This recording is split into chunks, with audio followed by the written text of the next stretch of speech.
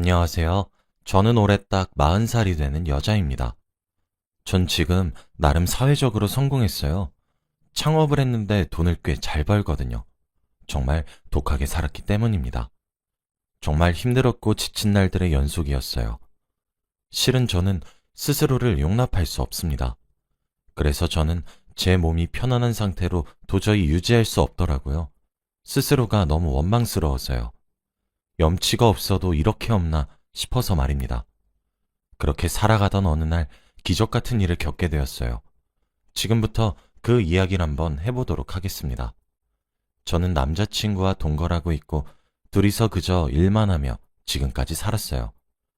그렇게 독하게 살아야 했던 이유는 제게 정말 큰 상처가 된 일이 있었기 때문입니다. 저는 성인이 되자마자 예쁜 여자아이를 하나 낳게 되었어요. 갑작스레 찾아온 축복 아닌 축복이었죠. 당시 만나고 있던 남자친구와 멋모르고 저지른 일의 대가치고는 너무 컸었어요. 나중을 기약하며 떠나보내기를 결심했었으나 이미 그땐 아이의 심장 소리를 들을 수 있을 정도로 아기의 형태를 점차 갖춘 뒤였어요. 막상 들려오는 커다랗고 건강하게 뛰는 아이의 심장 소리에 미안하다, 울며 낳아서 잘 키우겠노라 다짐했습니다. 다행스럽게 남자친구도 제 의견과 일치하더군요. 어린 나이에 아이를 낳은 것은 아직까지도 시선이 별로 좋지 않잖아요. 그 당시엔 지금보다 더 심했어요. 갓난아이를 안고 가면 쯧쯧거리며 혀를 차는 소리가 바로 옆에서 들릴 정도였죠. 저와 남자친구는 둘 다 달동네 출신입니다.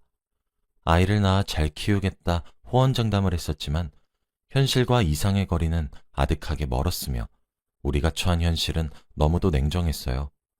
먼저 저희는 장기투숙으로 여관방을 잡아 그곳에서 살림을 차렸습니다. 당시 그놈의 돈이 뭐라고 참 많이 비참했습니다. 아무리 벌어도 돈이 모이지 않더라고요. 여관에 매달 돈을 내야 했고 아이를 키우는데 분유는 왜 그리 비싸고 기저귀는 또 왜 그렇게 비싼지. 저와 남자친구는 돈이 없어서 비참해졌던 순간은 매일이었습니다. 친구들에게 돈을 빌려 아이의 딸랑이를 사주기도 하였고 갑자기 늦은 밤 고열에 시달리는 아이를 데리고 응급실에 가야 했기 때문에 한밤중에 친구들에게 전화를 돌려 10,000원, 20,000원씩 빌려 병원비를 겨우 낸 적도 많았어요. 갓난아이를 누군가는 여관에 남아 돌봐야 했기 때문에 남자친구는 일을 3개나 했었어요. 새벽엔 신문을 돌렸고 오전부터 오후까지는 공사 현장에 가서 일용직으로 일을 했고 오후부터 밤 늦게까지는 고깃집에서 불판을 닦았습니다. 그렇게 일을 하면 막상 돈은 많이 벌지만 아무리 젊어도 그렇게 몸을 혹사하면 병이 나길 일쑤였죠. 들어오는 돈은 꽤 있었지만 갑자기 아이가 아플 때를 대비해 돈을 빼놓아야 했고 남자친구의 병원비와 우리 생활비를 제외하면 남는 돈은 하나도 없었죠. 병원비라도 줄여보자 해서 남자친구는 일용직 일이 끝나면 곧장 집으로 와서 저와 교대해서 아이를 돌봤고 저는 그때부터 나가 오후부터 밤 늦도록 식당에서 설거지를 했습니다.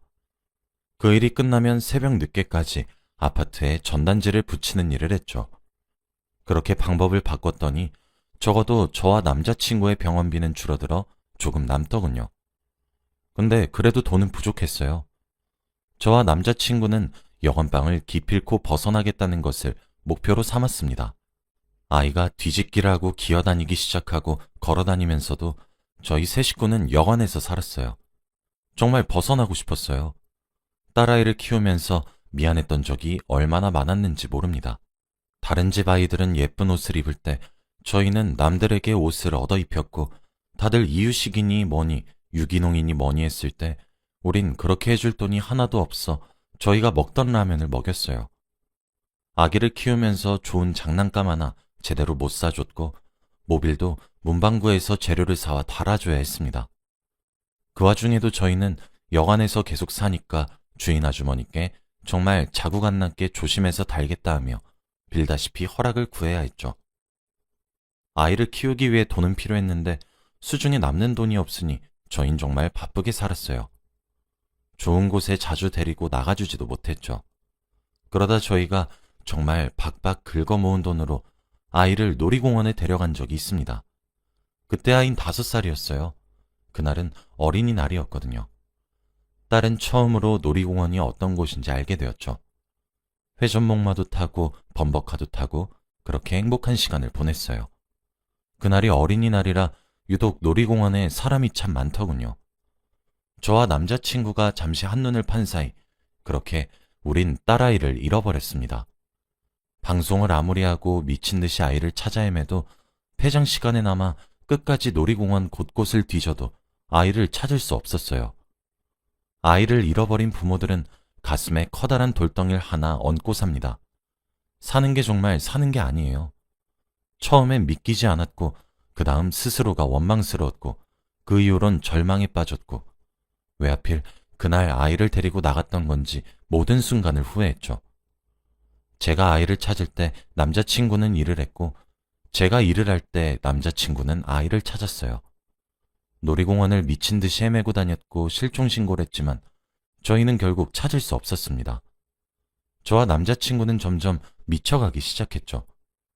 딱 반쯤 돌아버릴 것 같았어요. 저보다 남자친구의 마음이 더 단단했고 강했던 것인지 남자친구는 아이를 찾는 것을 멈추고 저를 챙기기 시작했어요. 지금 생각해보면 그것도 참 쉽지 않은 일인데 그렇게 해준 남자친구에게 고맙지만 당시엔 정말 원망스럽더군요. 그렇게 우린 매일 갈등을 겪었습니다. 여전히 형편은 나아지지 않아 싸움도 잦아졌고 아이를 잃어버려 미쳐가고 있었던 저와 남자친구는 매일 언성을 높여가며 싸우기 급급했죠. 저희는 아이부터 생겼기에 혼인신고도 결혼식도 하지 못한 상태였거든요. 남자친구와 저는 헤어졌다 만났다를 반복했습니다. 미쳐 사는 제게 지쳤다가도 저를 챙기러 오기를 반복했죠. 아이를 잃어버린 지 5년 정도 되니 전단지를 보고 비슷한 아이를 봤다는 말에 헐레벌떡 찾아가 아니란 사실을 확인하길 수십 차례가 되니 저도 점차 지쳐갔어요. 남자친구에게 하나 고마웠던 것은 남자친구는 저를 포기하지 않아 주었단 점이죠. 매번 기대에 들떠 남자친구에게 말을 해 같이 방문해서 아니란 말에 주저앉는 저를 옆에서 참 많이도 위로해 주었습니다. 남자친구가 그러더군요. 꼭 찾게 될 거니까 그때 아이를 찾게 되면 그동안 해주지 못한 거 다 해주자고. 그러니까 우리 기반도 닦아보자고. 이제 정신 차리고 돈도 아이를 위해 모아놓고 안정적인 수입도 가져보자고. 그러니까 여기서 주저앉지 말라고 우리 명의로 전셋집도 구해서 아이가 돌아오면 언제든지 모든 걸 해줄 수 있는 환경도 닦아놓고 싶은데 엄마란 사람이 이렇게 쉽게 지치면 되겠냐고 말이에요. 그 말에 기대어 일어섰습니다. 그동안 모은 돈으로 남편은 10평 남짓한 가게를 하나 얻었어요. 남편은 분식집을 오픈했고요. 남편은 저와 나이는 같았지만 저보다 훨씬 어른스러웠습니다. 옆에서 제가 지쳐 쓰러지면 일으켜 세워주고 울면 달래주고 그렇게 꾸역꾸역 저희는 살아갔어요. 점점 줄어드는 연락에 저도 남편도 점점 찾는 건 바라지도 않고 살아있기만 해달라 빌었죠. 그렇게 시간이 흘렀고 그 사이 우리는 여관방도 탈출해 작지만 아담한 집도 마련했고 돈도 꽤 많이 모였어요. 맛집 프로그램에 출연도 해서 매출도 많이 올랐죠. 번화가로 자리를 옮겨 더 큰 곳에서 장사를 할 수 있게 되었습니다. 우울했던 우리 부부는 점차 활기 있게 생활할 수 있게 되었어요.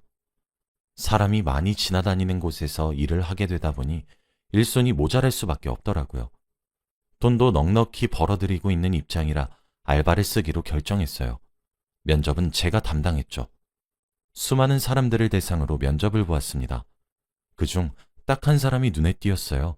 여자아이였습니다. 그 여자아이는 나이에 비해 조숙해 보였어요. 면접을 보다 알게 되었죠. 여자아이는 부모가 없다고 하더라고요. 지금 근근히 벌어먹고 산다고 하였습니다. 한마디로 사정이 참 딱한 아이였어요. 저도 아이가 있었다면 딱 저만한 또래일 텐데 싶기도 했고 아이의 사정이 딱하기도 하고 다른 아이들보다 더 절실해 보여서 열심히 일을 할 것 같아 그 아이와 일을 하기로 했어요. 아이의 이름도 혜원이었는데 여러모로 잃어버린 아이의 생각이 참 많이 나게 하더라고요. 이름도 똑같았거든요. 그래도 저희 가게에서 일을 하면 혜원이는 제 예상처럼 정말 싹싹하게 일을 하기 시작했습니다. 분식집이긴 하지만 서비스업과 비슷한데 혜원이는 항상 생글생글 웃는 낯으로 일을 했어요. 얼굴도 예쁘장해서 주위에 있는 남학교의 수많은 첫사랑의 대상이 되기도 했죠. 혜원이는 참 기특한 아이였어요. 성실하기도 하고 싹싹하기까지 한 직원을 미워할 순 없었죠. 저는 혜원이를 더 잘 챙겨줬어요. 반찬도 몇 번씩이나 해다 주기도 하면서 말이죠. 혜원이는 저를 사장님이라고 하지 않고 엄마 엄마 하며 저를 잘 따랐어요. 그렇게 많이 친해졌죠. 그런데 어느 날이었습니다. 그 일은 눈 깜짝할 새 순식간에 벌어진 일이었어요. 정신을 차려보니 바닥엔 혜원이가 쓰러져 있더라고요. 알고 보니 선반 위에 올려놨던 물건들이 와르르 떨어졌는데 그 바로 밑에 제가 있었나 봅니다. 혜원이는 무너지는 걸 보자마자 제게 달려와 제 머리부터 폭 끌어안아 감싸고 자기가 대신 맞은 거였어요. 와르르 떨어진 물건들이 전부 혜원이를 덮쳤더군요. 무슨 정신으로 119를 불렀던 건지 응급실까진 어떻게 가게 된 것인지 알 수 없었어요. 하필 남편은 그때 배달을 나갔었던 때였죠. 정신을 차려보니 수술실 바로 앞이더라고요. 물건들이 떨어지면서 두개골에 금이 갔고 안에 피가 고일 수 있다며 긴급수술을 들어가야 했어요. 고아였던 혜원이를 제가 보호자 하겠다고 나서서 겨우 수술을 할 수 있었습니다. 물건들을 맞으면서 어깨도 크게 찢어졌다고 출혈이 크다고 하더라고요. 도중에 혈액팩을 들고 뛰어다니는 모습을 보니 정말 가슴이 철렁했습니다. 수술 경과가 괜찮길 간절하게 기도했어요. 그 기도가 통했던 것인지 혜원이의 수술은 매우 성공적이었고 젊고 건강했던 터라 회복의 속도도 빨라졌죠. 소식을 듣고 찾아온 남편도 혜원이에게 고맙다며 눈물을 보였습니다. 그 순간부터 저희에게 혜원이는 더 이상 딱 한 알바생이 아니라 소중한 은인이 되었어요. 원래도 마음의 문이 닫혀 있었던 편은 아니지만 그 이후로 활짝 열렸죠. 저와 남편은 혜원이를 정말 딸처럼 여겼어요. 그런 저희의 애정과 친절이 혜원이에게 부담이 되는 것은 아닌지 종종 걱정이 되었었는데 나중에 들어보니 혜원이도 못 느꼈던 부모의 정을 느끼게 된 것 같아서 괜찮았다고 하더라고요. 저희 셋은 그렇게 가게를 운영해 나가기 시작했습니다. 모든 일이 순조로웠죠. 하지만 어느 날부터인가 혜원이의 얼굴이 많이 어두워지더라고요. 건강검진을 하는 날 이후로 말이에요. 아니나 다를까 건강검진에서 정밀검사를 해보자고 했다는 겁니다. 간 쪽이 이상하다고 하면서 말이죠. 어쩜 불안한 예감은 스쳐 지나가질 않는 것인지 혜원이는 간염에 의한 급성 간 부전이 왔더군요. 우리 부부는 그 소식을 듣고 바로 혜원이를 입원시켰어요. 상황은 날이 가면 갈수록 점점 악화되었죠.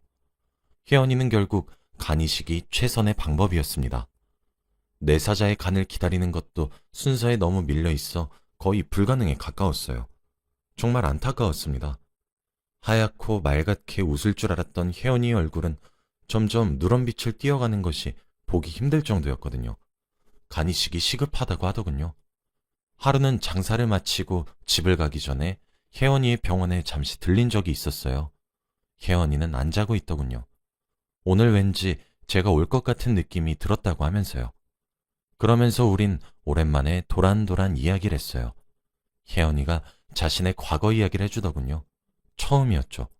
근데 등골이 오싹하더라고요. 혜원이는 엄마, 내가 내 얘기 해준 적 없죠? 오늘따라 왜 이렇게 기대고 싶어지는 건지 모르겠네. 나 이때까지 진짜 잘 버틴 것 같은데. 아니, 내가 아까 악몽을 꿔서 그런가? 나 진짜 이제 얼마 안 남은 것 같고 그런 느낌이 들어서 그런가? 아, 마음이 좀 그래요. 사실 나 부모님이랑 어렸을 때 헤어졌었거든요. 엄마 아빠랑 놀이공원에 갔었는데 그때 잠시 정신 팔렸었단 말이에요. 근데 그 잠깐 사이에 엄마 아빠가 사라지고 없더라고요. 그리고 누군지도 모르는 어른들에 둘러싸여가지고 고아원에 가게 되었어요. 그런데 고아원에 가면 뭐해? 우리나라가 지원을 잘해주는 것도 아니고. 아이들은 모두 성장기라 배가 고프고 우리가 먹을 수 있는 양은 한정적이었어요. 매일 싸워야 했어.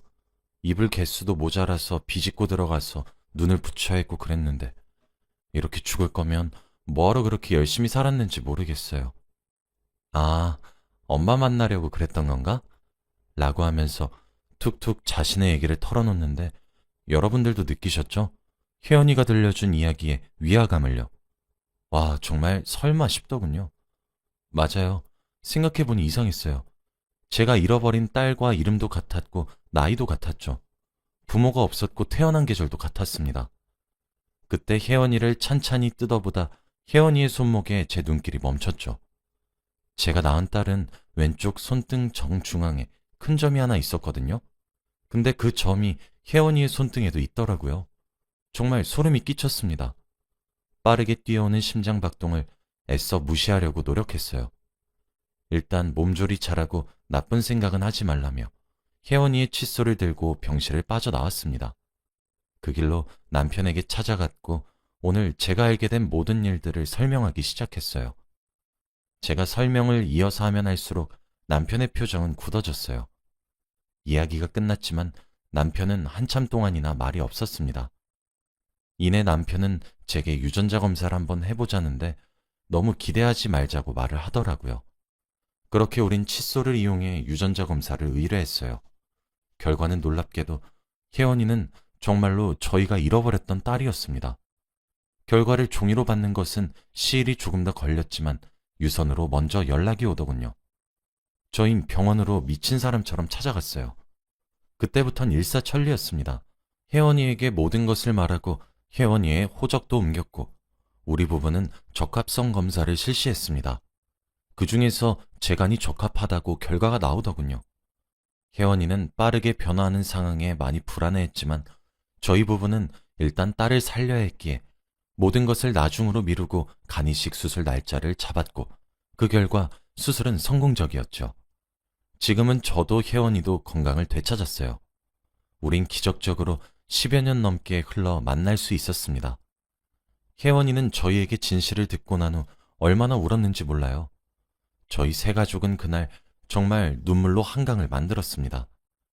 글을 적으면서 다시 느끼지만 피는 물보다 진하다는 말이 정말 맞는 말 같아요. 저희 세 가족이 그런 엄청난 우연과 우연을 통해 다시 이어질 수 있을지 몰랐으니까요. 정말 믿지도 않는 신에게 얼마나 감사 인사를 드렸는지 모릅니다. 저와 남편 그리고 딸인 혜원이랑 다음 주에 함께 웨딩 사진을 찍기로 했어요. 저와 남편은 사는 것이 더 바빠 결혼 사진도 찍지 못했고 식도 제대로 올리지 않고 혼인신고만 하고 살고 있었거든요. 이젠 저희 세 가족이 만났으니 딸과 함께 드레스와 턱시도를 입고 웨딩 사진을 찍으려고 해요. 또 혜원이는 꿈이 하나 있더라고요. 미용사가 되는 것이라고 하길래 그동안 혜원이를 위해 모아놓은 돈을 이용해 늦었지만 혜원이가 꿈을 펼칠 수 있도록 도와주려고 합니다. 제 이야기를 들어주셔서 감사합니다. 여러분들도 무슨 일이든 끝까지 포기하지 않으셨으면 좋겠어요. 혹시 아나요? 저처럼 정말 커다란 우연들이 겹쳐 정말 인연을 찾을 수 있을지를요. 다들 원하시는 바 이루시길 바라고 항상 행복하세요. 감사합니다.